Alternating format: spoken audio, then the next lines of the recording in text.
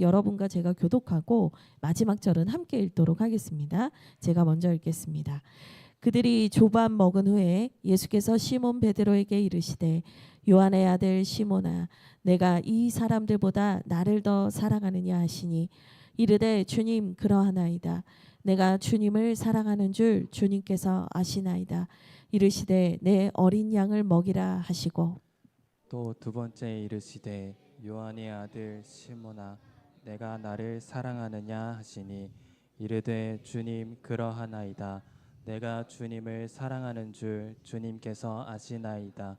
이르시되 내 양을 치라 하시고 세 번째 이르시되 요한의 아들 시몬아 내가 나를 사랑하느냐 하시니 주께서 세 번째 내가 나를 사랑하느냐 하시므로 베드로가 근심하여 이르되 주님 모든 것을 아시오매 내가 주님을 사랑하는 줄을 주님께서 아시나이다. 예수께서 이르시되 내 양을 먹이라. 내가 진실로 진실로 내게 이르노니 내가 젊어서는 스스로 띠띠고 원하는 곳으로 다녔거니와 늙어서는 내 팔을 벌리리니 남이 내게 띠띠우고 원하지 아니하는 곳으로 데려가리라. 함께 읽겠습니다. 이 말씀을 하심은 베드로가 어떠한 죽음으로 하나님께 영광을 돌릴 것을 가르치심이로라. 이 말씀을 하시고 베드로에게 이르시되 나를 따르라 하시니. 아멘. 네, 이 말씀은요. 부활의 주님께서 죄책감에 시달리고 있었던 이 베드로를 회복하시고 살리신 말씀입니다. 부활의 주님이 제가 앞서 말씀드린 것처럼 우리에게 나중에 죽으면 천국에 간다라는 그 부활의 소망, 마지막의 부활의 소망만 아니라 우리에게 지금 이 자리에 임하는 하나님의 생명, 하나님의 회복을 주기 원하신다는 거죠. 사실 베드로도요. 주님이 부활하셨는데 기쁘긴 기쁜데 주님이 다시 오셔서 너무 좋기는 한데 이 베드로에게도 이 마음의 절망과 어려움이 여전히 지속되고 있었습니다. 여러분들이 잘 아시는 것처럼 베드로는 예수님께서 이 잡히시던 날 밤에 예수님을 3번이나 부인하는 그 잘못을 저질렀었기 때문입니다. 이 자신 안에 있는 그 죄의 문제와 죄책감의 문제가 깊게 자리 잡고 있을 때 예수님께서 부활하셨다라는 그 사실은 진리는 너무나 생생하게 전파되지만 그게 나에게 살아있는 말씀으로 나에게 진짜 역사하는 말씀으로 다가오는 것은 쉽지가 않습니다. 주님께서는 나는 이제 부활했다라고 말씀하시고 이제는 너희가 그것을 믿어라라고 말씀하시는 것만 아니라 그 죄책감의 자리와 아픔의 자리에 머물러 있는 사람에게도 한 명 한 명 한 명 한 명 찾아가셔서 주님께서 주시고자 하는 이 부활의 기쁨을 모두에게 주기 원하신다. 여러분 여기에서 정말 중요한 게 있습니다. 여러분 하나님께서는요 한 사람도 빠짐없이 이 부활의 은혜를 여러분에게 주시기 원한다는 거예요. 주님은요 어떤 사람도 예외 없이 그 하나님의 사랑으로 그 부활의 은혜를 우리 모두에게 주기를 원하십니다. 이 시간 이 자리에 있는 모든 분들에게 주님께서 찾아가셔서 여러분에게 그 부활의 은혜로 노크하시고 여러분을 안아주시는 놀라운 은혜가 있기를 주님의 이름으로 축복드립니다. 아멘. 네, 베드로에게 주님께서 찾아오셨습니다. 그런데 그냥 찾아오신 게 아니었어요. 어떻게 찾아오셨냐면요. 이 베드로에게 그냥 찾아온 것이 아니라 이 베드로가 무너져 있는 자리로 친히 찾아와 주셨습니다. 근데 이 무너져 있는 자리가 어디냐면 21장 3절을 보시면 시몬 베드로가 나는 물고기 잡으러 가노라 하고 떠났다라는 말씀이 기록이 되어 있습니다. 이제 이게 무슨 얘기냐면 시몬 베드로가 주님께 받은 사명의 자리를 떠나서 과거의 옛날의 자리로 사명을 받기 전의 자리로 다시 되돌아가 있었다라는 겁니다. 근데 주님께서 이 사람을 찾아오시는데 어디로 찾아오셨냐? 바로 이 바닷가로 찾아오신 겁니다. 그리고는 그에게 말씀하시고 그에게 조반을 친히 차려주시면서 아침을 주시면서 그의 마음을 회복하시는 장면을 우리가 함께 보게 됩니다. 그래서 15절 오늘 말씀에 그들이 조반을 먹은 후에라는 말씀으로 시작을 하게 되는 것이죠. 예수님께서 그 베드로가 무너져 있는 자리, 주저앉아 버린 그 자리, 그리고 굶주려 있는 자리, 지쳐 있는 자리. 사실 제가 언급하진 않았지만 3절 보면 21장 3절에 아무것도 잡지 못해서 날이 새도록 아무것도 잡지 못해서 베드로가 빈 그물로 돌아온 날이기도 합니다. 이게 그물만 비어 있는 게 아니라 우리 하민이가 이게 목회의 소명이 있는 건지도 몰라요. 아멘. 네, 제가 정신줄을 바짝 붙잡고 가고 있습니다. 근데 제가 오늘은 설교를 반드시 일찍 끝내겠다는 야심찬 각오를 하고 올라왔습니다. 성찬이 있습니다. 그래서 제가 빨리 끝내려고 아주 정신을 단단히. 네. 그러니까 빈 그물로 돌아왔다. 이 베드로가 이 얘기를 하고 있거든요. 그러니까 내가 사명을 받지 못했던 그 맨 처음으로 돌아가서 여전히 빈 그물로 있는 그 자리에서 날이 새도록 수고했지만 아무것도 맺지 못한 그 답답한 자리에서 허기진 그 자리. 네. 이게 영적으로도 그의 마음이 영적으로도 허기져 있고 바닥이 나 있고 탈진해 있었다라는 것을 보여줍니다. 주님께서 여기로 오셨다는 거예요. 가장 그 바닥일 때 주님이 오셔서 15절에 그들에게 조반을 먹이셨다는 거예요. 주님께서요, 그들에게 뭐 말부터 하지 않으셨다. 먹이셨대요.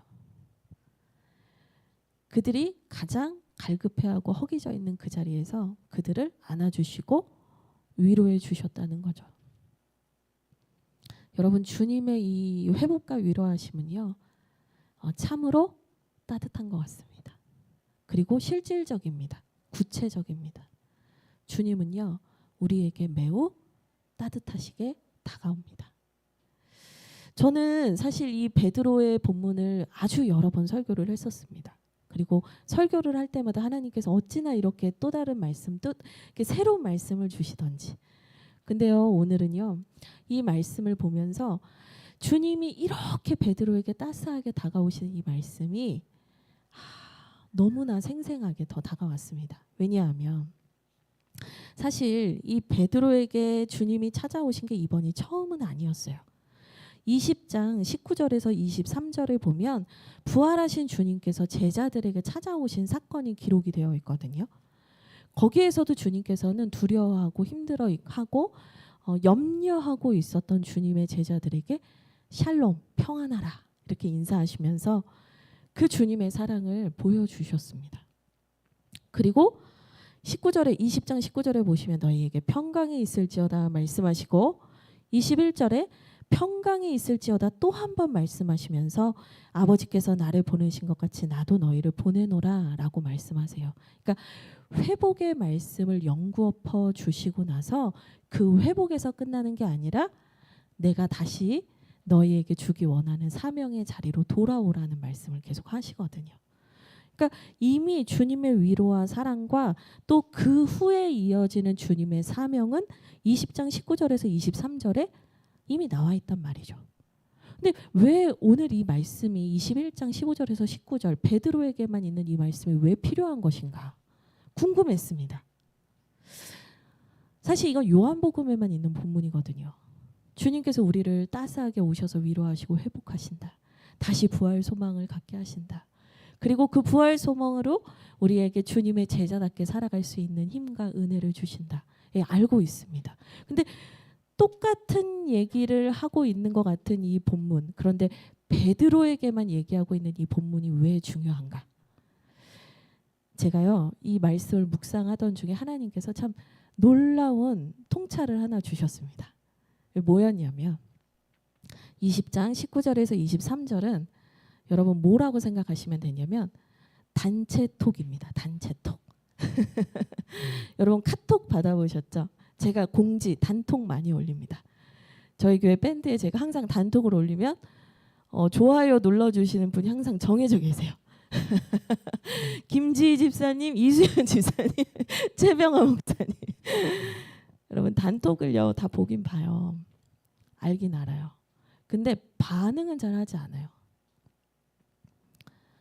그게 진리의 말씀인 것도 알고 주님께서 내가 너희에게 은혜 주길 원하고 회복하길 원하고 너희에게 이어서 사명 주기를 원한다는 말씀을 주님께서 이미 하셨어요. 그건 진리예요. 주님의 말씀이니까. 근데 그게 여러 명이 있는 자리에서는 단체 톡일 뿐인 거예요. 나에게 와닿지가 않는 거예요. 그런 사람이 있더라고요. 사실은 베드로 같은 사람이 다 우리더라고요. 우리는요 단체 톡을 통해서, 그러니까 단체 카톡을 통해서 다 연락을 받았어요. 공지를 받았어요. 예수님 부활하셨대. 예수님이 우리를 사랑하신대. 여전히 사랑하신대. 예수님이 우리를 여전히 포기하지 않으시고 여전히 우리를 통해서 하나님의 일을 하길 원하신대. 단체 톡을 받았다고요. 근데 우리에게 뭐가 필요해요? 개인 톡이 필요한 거예요. 베드로야. 베드로야. 개인적인 음성이 들려져야 한다는 거예요.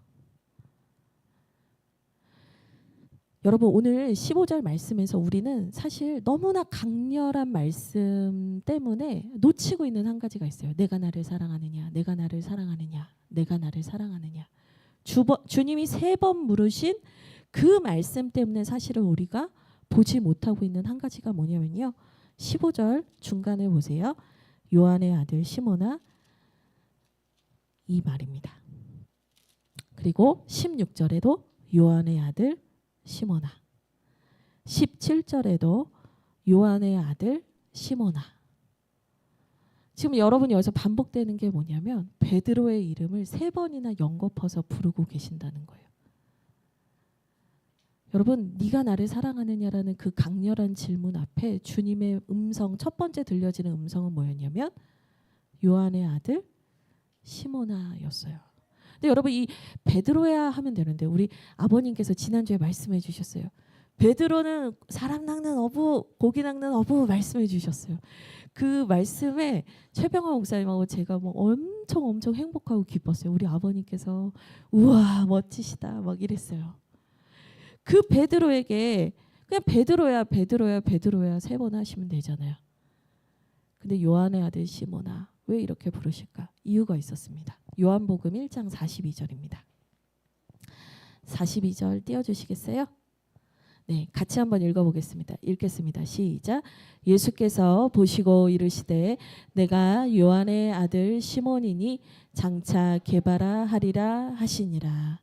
아멘. 이게요 요한복음 1장이에요. 저희 지금 끝장 보고 있잖아요. 21장. 네, 1장에 예수님께서 베드로를 처음 만나실 때 하신 말씀이에요. 그때 들려주신 말씀이에요. 요한의 아들 시몬. 주님께서요 지금 15절, 16절, 17절에서 요한의 아들 시몬아, 요한의 아들 시몬아, 요한의 아들 시몬아 3번이나 연거푸 말씀하시는 그 이름을 개인적으로 부르시면서 그에게 다가가시는 이유가 뭐냐? 그와 처음 만났던 시간을 기억나게 하시는 거예요. 그와 처음 만나고 시작했던 그와의 관계의 지점을 다시 회상시키시는 거예요. 불러일으키시는 거예요. 여러분 부활의 기쁨이요. 나의 기쁨이 되기 위해서는 그 주님의 은밀한 대화와 개인적인 주님의 음성 앞으로 우리가 나아가야 돼요. 여러분 그게 아니면요. 사람들이 부활하셨어요. 막 선포하고 기뻐하는데 그게 맞는데 그게 나에게 전혀 기쁨으로 다가오지 않아요. 여러분이 정말 이 부활의 기쁨이 나의 기쁨이 되기 위해서 여러분이 들으셔야 하는 음성이 뭔지 아세요? 요한의 아들 시몬아예요. 거대하고 위대한 기독교의 역사를 시작한 사도 베드로야가 아니라 주님을 아무것도 알지 못했던 그 처음 주님을 만났던 요한의 아들 시몬으로 서는 거예요. 주님이요, 이 15절에서 19절까지의 말씀을 쭉 보면은요, 사실은 베드로와 예수님 사이에 있었던 일을 계속 회상하게 하시는 거거든요. 호칭도 그렇고요. 주님께서 3번 네가 나를 사랑하느냐 물으신 것도 사실은 베드로가 예수님을 3번이나 부인했던 것을 상기시키시고 그것을 그 죄책감에서 그를 풀어주시기 위함이었거든요. 베드로와 있었던 일들을 계속 얘기하시는 겁니다. 그리고 더 절정이 어디서 나오냐면요, 18절이에요. 사실은 18절에 예수님께서 내가 진실로 진실로 내게 이르노니 네가 젊어서는 스스로 띠띠고 원하는 곳으로 다녔거니와, 이 얘기를 하는데 이 말씀 자체로만 보면 뭐냐면 예수님께서 베드로, 네가 그전에는 네가 원하는 방식으로 나를 따르겠다라고 했는데, 그전에는 네가 원하고 네가 생각하는 방식으로 나를 따르고 제자로서 살아간다라고 말했지만 이젠 그렇게 살지 않게 될 거다. 내가 원하는 방식으로 너를 인도해 가겠다라는 말씀이거든요. 근데 여기에서 이 중요한 표현이 있어요. 18절 앞에 내가 진실로 진실로 내게 이르노니 라는 표현이거든요. 여러분, 여기서 진실로 진실로 내게 이르노니가 헬라어로 보면 뭐냐면 아멘 아멘 레고 소이예요. 레고가 내가 말한다, 소이 너에게. 아멘 아멘 많이 들어보셨죠? 진실로 진실로 아멘 아멘 레고 소이 이렇게 돼 있어요. 근데 여러분, 이 표현이 또 어디 나오는 줄 아세요? 13장 38절이에요. 이거는 같이 한번 읽어보면 좋을 것 같아요. 제가 37절만 자막을 부탁해서 그냥 찾아서 읽어보아도 좋을 것 같아요. 13장 37절 38절 한번 보죠. 같이 읽겠습니다. 시작. 베드로가 이르되 주여 내가 지금은 어찌하여 따라갈 수 없나이까? 주를 위하여 내 목숨을 버리겠나이다. 예수께서 대답하시되 내가 나를 위하여 내 목숨을 버리겠느냐? 내가 진실로 진실로 내게 이르노니 닭 울기 전에 내가 3번 나를 부인하리라.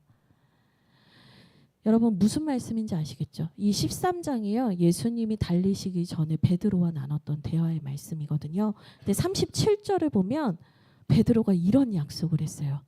주여 내가 주를 위하여 내 목숨을 버리겠습니다. 내가 주님을 위해서 죽겠습니다 라고 약속을 했단 말이에요. 근데 38절에 내가 진실로 진실로 내게 이르노니, 똑같은 문구예요. 이 문구를 주님이 쓰신 이유가 있는 거예요. 21장에서 이 문구를 쓰신 이유와 13장에서 이 문구를 동일하게 쓰신 이유가 있어요. 예수님께서 베드로와의 대화를 계속해서 떠오르게 하시는 거예요. 내가 진실로 진실로 내게 이르노니 너는 나를 3번 부인하게 될 거다. 너는 실패하게 될 거다. 네가 원하는 방식으로는 실패하게 될 거다. 너의 혈기와 너의 의지로는 실패하게 될 거다. 내가 주를 위하여 내 목숨을 버리겠습니다라고 베드로가 얘기했지만 베드로는 그렇게 할 수 없다라는 것을 주님이 알고 있다라고 얘기를 해주셨던 거예요. 근데 오늘 본문 말씀 18절에도 이 얘기가 나와요. 예수님께서 베드로의 열심과 의지와 혈기와 또 베드로의 뭔가 노력으로는 그 주님의 길을 계속해서 따라갈 수 없다라는 걸 알고 계셨어요. 주님께서 원하시는 건 뭐였냐면 그를 먼저 회복하시는 거였어요. 그전과 동일한 마음으로 계속해서는 베드로는 스스로의 힘으로는 주님을 끝까지 따를 수 없었거든요. 근데 18절에서 주님께서 그때 그와의 대화를 기억나게 하시면서 말씀하시고자 하는 게 뭐예요? 이제는 네가 원하는 방식이 아니라 내가 원하는 방식으로 너를 회복하고 끌어가겠다라는 말씀이에요. 여러분, 그러면서 19절에 주님께서 이 말씀을 하세요. 베드로에게 이르시되 나를 따르라 말씀하십니다.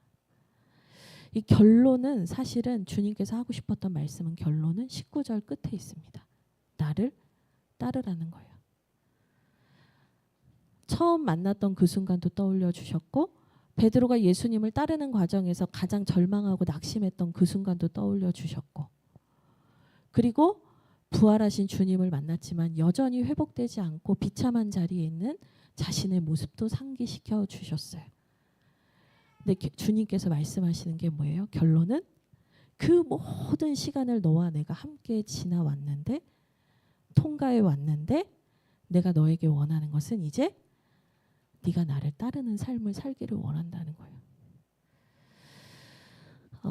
중요한 게 있습니다. 여러분, 지금 주님을 따르는 게 중요합니다. 따르는 것은 미래형이 아닙니다. 주님을 따르는 것은 오늘이 되어야 합니다.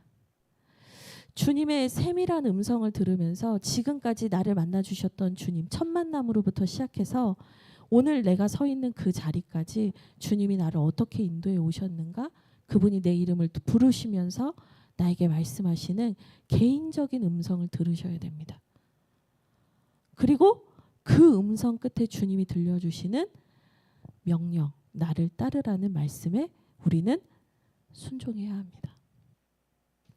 여러분, 그것을 더 강조해 주는 표현이 있는데요. 그게 뭐냐면 예수님께서 이 베드로에게 물으셨던 질문, 네가 나를 사랑하느냐가 현재형으로 되어 있다는 겁니다.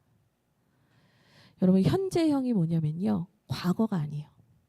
주님께서 과거에 관심이 없어요. 너 나를 사랑하긴 했었니? 라고 묻는 게 아니라는 거예요. 미래형도 아니에요. 너 나를 앞으로 사랑할 거니? 라고 묻는 것도 아니에요. 주님께서 물으시는 건 뭐냐면 네가 나를 사랑하느냐? 지금. 그 주님의 음성 앞에 지금 네가 나를 사랑하느냐? 요한의 아들 시몬아, 네가 나를 사랑하느냐? 묻는 그 주님의 음성 앞에 내 삶을 들고 나가서 주님과 함께 내 삶을 전체를 쭉 조명해 보시길 바래요. 내가 스스로 노력했지만 실패했던 순간들도 마주해 보시기를 원해요. 주님을 처음 만나셨던 그때도 생각해 보시길 원해요. 그리고 지금 내가 주님과의 관계가 어떠한가도 여러분 점검해 보시길 원해요. 그리고 주님이 들려주시는 음성을 들으십시오. 그때 여러분에게 들려지는 부활의 소식이 여러분에게 진짜 살아있는 감격과 은혜로 다가올 것이라 생각합니다. 제가 베드로전서 1장 3절 말씀을 하나 준비했습니다.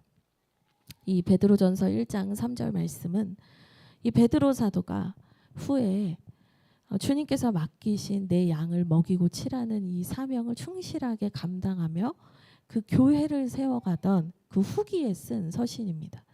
이 베드로전서 1장 3절 우리 같이 한번 읽어보면 좋겠는데요. 같이 읽겠습니다. 시작. 우리 주 예수 그리스도의 아버지 하나님을 찬송하리로다. 그의 많으신 긍휼대로 예수 그리스도를 죽은 자 가운데서 부활하게 하심으로 말미암아 우리를 거듭나게 하사 산 소망이 있게 하시며. 지금 이 베드로전서 1장 3절 말씀을 보면요, 사실 이걸 붙여서 봐야 되는데요, 이렇게 끊어서 읽으니까 조금 아쉽지만 지금 베드로가 말하고 있는 이 산 소망이 뭐냐면 부활하신 주님과 내가 함께 지금도 오늘 살아가고 있다라는 얘기를 하고 있는 거거든요. 그 부활하신 주님의 회복하심으로 말미암아 이제 내가 주님과 오늘도 걷고 있다라는 얘기를 하고 있어요. 근데 그 근거가 뭐였냐면 앞을 보시죠. 하나님의 많은 긍휼 때문에, 그리고 예수님께서 죽으시고 부활하셨기 때문에, 그 진리 때문에 제가 산 소망을 가지고 살아가고 있습니다라고 고백합니다. 여러분, 요한복음 21장에 있었던 베드로의 모습은 절망이었고 낙심이었고 실패였습니다. 근데 그 주님의 이름, 주님이 나에게 찾아오셔서 나에게 불러주시는 그 이름을 듣는 순간부터 그에게 새로운 일이 시작이 되더니 그가 교회를 세우는 사도가 되었을 때에는 이 살아있는 소망으로 충만한 인생이 됐다라는 것입니다. 단순히 여기에서 개인적인 만남을 이루고 나서 개인적으로 주님의 음성을 듣고 나서 개인적인 소망만 이룬 것이 아니라 그가 훗날 돌아보니 주님께서 말씀하신 대로 그에게 맡겨주신 사명을 이루면서 살게 되었다라는 거예요. 네가 원하지 아니하는 곳으로 간 것 같지만 그것이 그에게 가장 좋은 길이었습니다. 베드로에게 주님께서 오셔서 개인적으로 들려주셨던 그 회복과 은혜가 우리에게도 오늘 깊게 들려졌으면 좋겠습니다. 그리고 여러분에게 정말 권면드립니다. 부활절, 와 오늘 행사 청소했다, 계란 먹었다, 이걸로 끝나지 않으셨으면 좋겠어요. 여러분의 마음에서도 여전히 빈 그물과 낙심해 있는 그 마음으로 여러분의 마음과 감정이 여전히 그 자리에 있다면 주님이 여러분의 음성을 들려주시는 그 깊은 대화의 자리로 여러분 나오셔야 됩니다.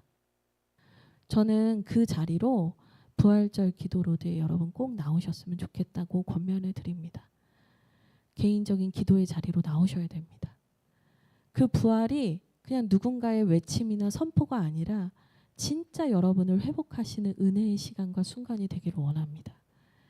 여러분 기도의 자리로 나오십시오. 그리고 여러분이 처음 만나셨던 순간부터 지금에 이르기까지 주님과 나의 관계 속에서 주님이 말씀하셨던 그 음성들과 기억을 되찾아 가십시오.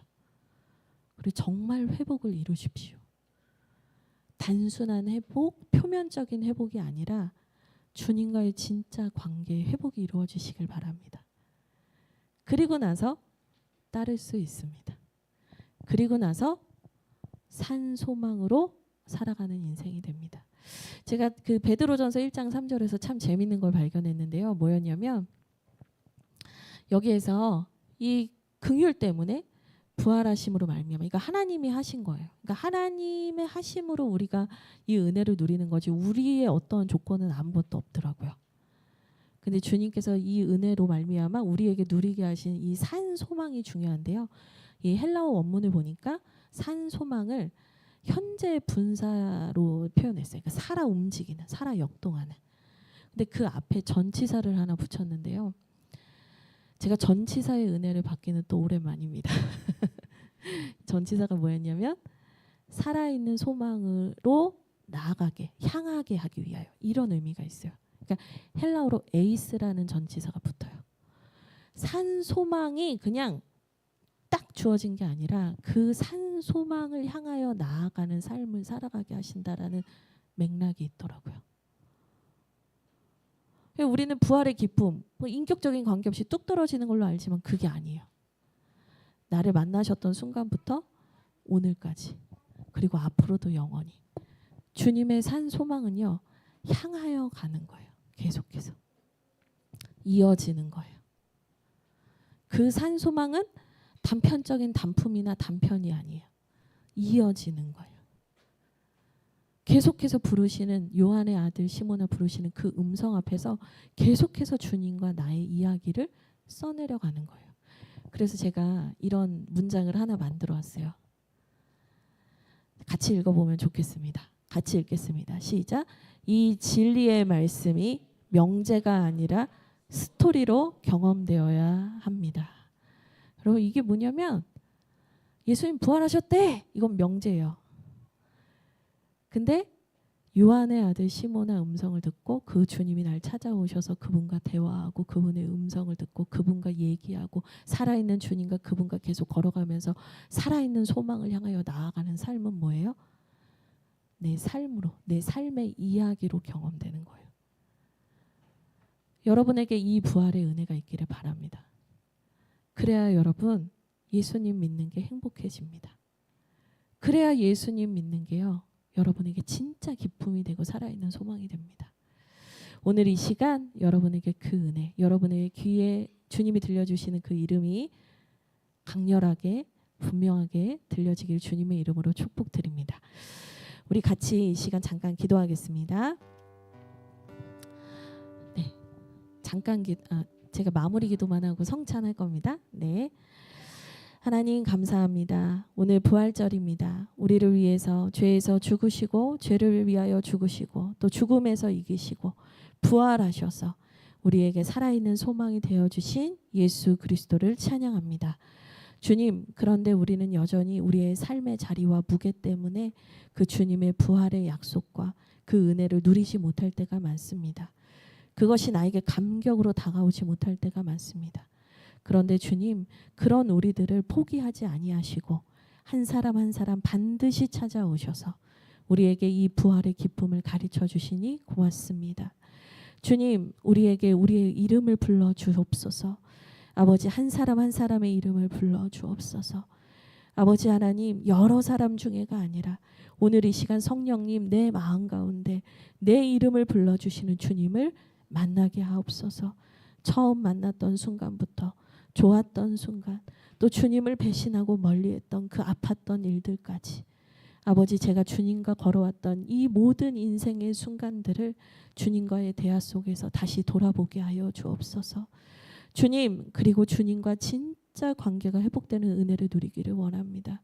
아버지, 우리 안에 있었던 죄책감이 있었다면 예수 그리스도의 이름으로 끊어주시고 이제는 새로운 사람으로, 새로운 마음으로 주님과 함께 걸어가는 인생이 되게 하여 주십시오. 주님 또한 내가 원하는 삶이 아니라 주님께서 원하시는 삶으로 가기를 원합니다. 내 약속과 내 의지는 믿을 수 없습니다. 저는 여전히 무너집니다. 저는 여전히 실수합니다. 저는 여전히 하나님을 배신할 수 있는 존재입니다. 그러나 주님, 주님께서 저를 원하시는 곳으로 데려가 주십시오. 그래서 제가 정말 주님을 위해서 사는 인생 살게 해 주십시오. 주님께서 맡겨주시는 사명 우리가 잘 감당하기를 원합니다. 그러나 무엇보다도 부활의 주님과 살아있는 만남을 회복하고 주님과 깊은 인격적 관계를 회복하는 것이 우리의 진짜 사명이라는 것을 기억하게 해주십시오. 주님 고맙습니다. 오늘 베드로에게 들려주신 그 이름 오늘 우리 모두에게 들려주실 줄 믿사오며 예수 그리스도의 이름으로 기도합니다. 아멘.